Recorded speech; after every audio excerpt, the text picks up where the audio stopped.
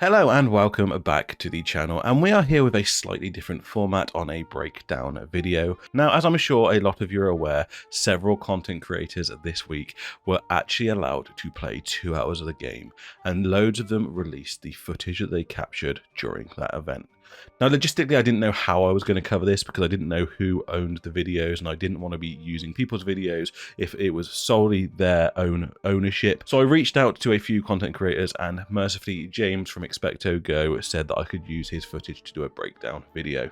Now, if for whatever reason somebody on this channel doesn't know who James from XpectoGO is, I will link the channel down below, but I'm sure most of you will know who he is. So because the footage that we actually got is smaller than a full trailer, I found 30 really interesting elements of it that I wanted to highlight to your attention. As always, don't forget to give this video a like, and if you want anything Wizarding World or Hogwarts Legacy, then you're in the right place, and don't forget to subscribe to the channel. But let's not delay and let's get into the video. So the first thing that we see as we walk into the main courtyard is that we actually get a quest that looks like it's related to learning a spell.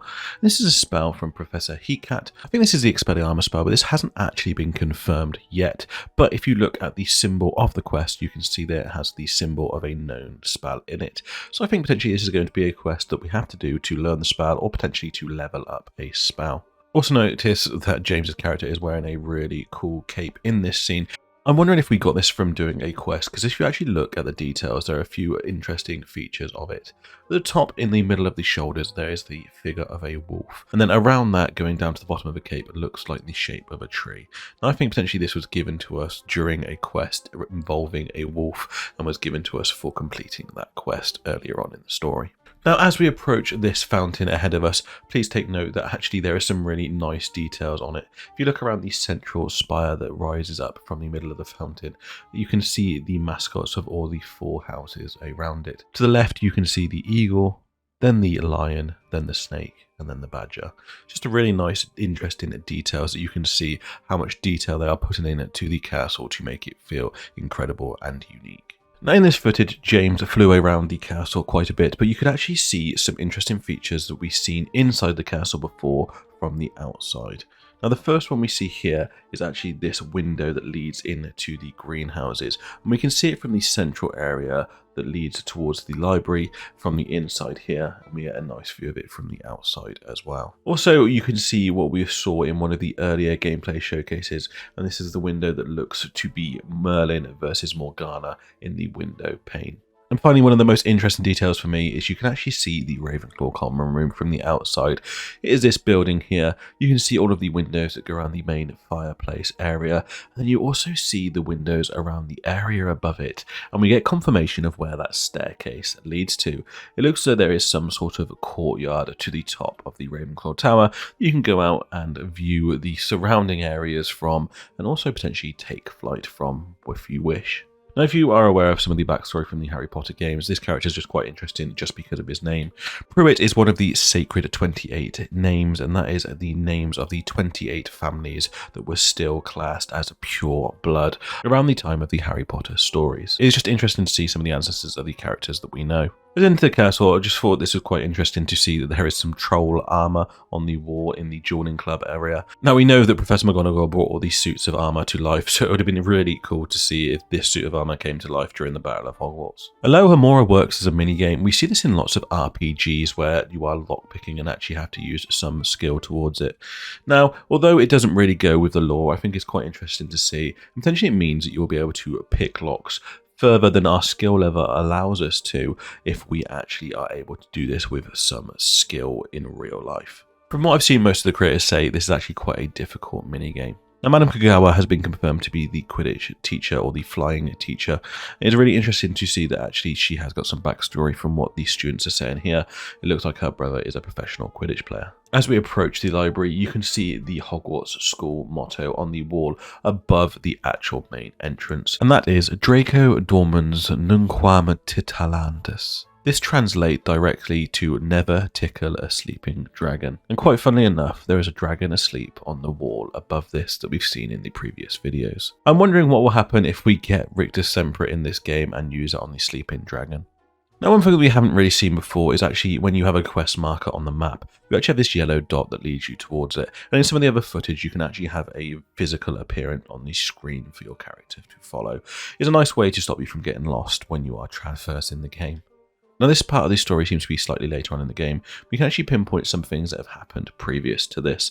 We have definitely done the mission with Natsai where we have saved Highwing, because Poppy references it in the conversation here. In this scene, we get our first close-up of a Dugbog, and you can see here it is very well camouflaged and does look like a floating log. There appears to be some sort of deer or monk jack-like creature slipping some water from the lake before the Dugbog drags it in. We can see some of our collectibles for potions here. We have to collect leech juice, and the effect that happens in the top right hand corner when we collect some potion ingredients is just beautiful. So as you use the disillusionment charm, the effect looks fantastic. Another cool mention of a fantastic beast is that Poppy mentions that she wishes she could be a demiguise right now. This is a creature that we see Newt chasing in the first Fantastic Beasts movie that can camouflage itself perfectly with its surroundings. It's also worth noting when we use a disillusionment charm, there is absolutely no cooldown whatsoever. The spell icon does not even change. So another interesting element that I've noticed is that when we defeat enemies, we can actually take items from them. It is not just from looting that we can collect items. As you can see, this bag falls off of this poacher here. Now initially I thought it was going to be just gold, but actually it appears to be some equipment that we can collect from him.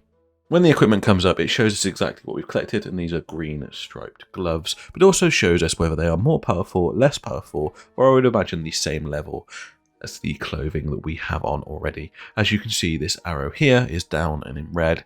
That would suggest that this item is less powerful than the one that we are wearing. Now, one thing that I always look out for in games, especially during snowy elements of it, is if we leave footprints. And you can see, even as this poacher disappears, there is some slight footprints in the snow. And as our character walks around, even with the disillusionment charm on them, they are leaving footprints. And I just love these little features when they are added into the games.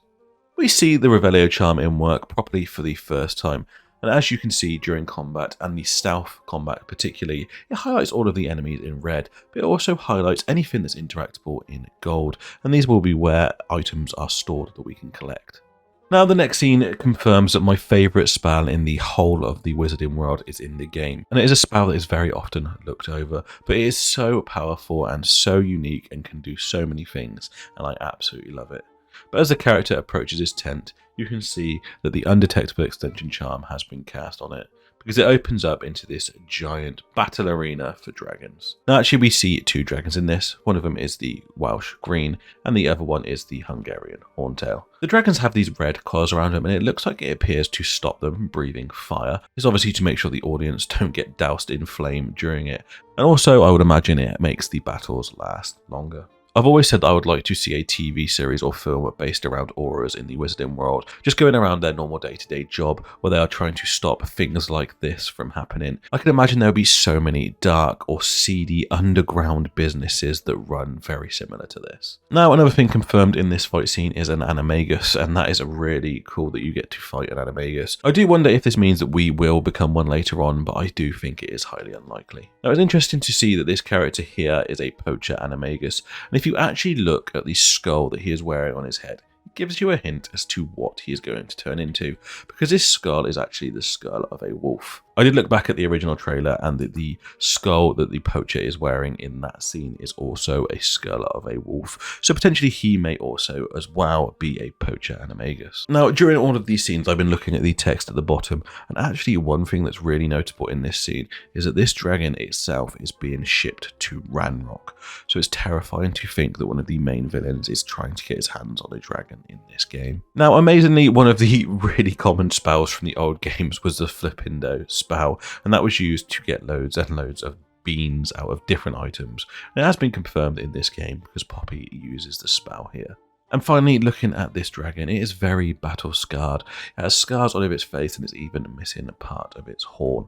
Now this either means that it's been in the battle arena for a very long time, or it is just a very ancient dragon, potentially even a very ancient wizard that has been turned into a dragon. If you wonder where I'm going with that, please check out my Merlin theory. So there you have it. That was the 30 things I found most interesting in this footage. If I missed anything, let me know in the comments down below. I do reply to everyone. If you want to discuss anything Wizarding World or Harry Potter outside of this video, then please come over to Twitter and follow me there, and also join my growing Discord. I just want to say a massive thank you to James for letting me use this footage, and of course I just want to thank all of the members of the channel. Your support is absolutely incredible. We have a very busy week this week. I still want to do a breakdown of the cinematic trailer that we've got. I'm also going to be covering any other news that we get in the week leading up to the release. Also, I want to do my predictions for the game, and I have a very special video coming out this week in relation to some of the footage that we've just seen. Also, I want to do a live stream just before the game releases where we're going to watch through every single trailer that we have seen for the video so far and just relive the journey up into the release. That's likely going to be happening next weekend. But that is it for this video. I really do hope you enjoyed it, and I cannot wait to see you in the next one. And until then, mischief managed.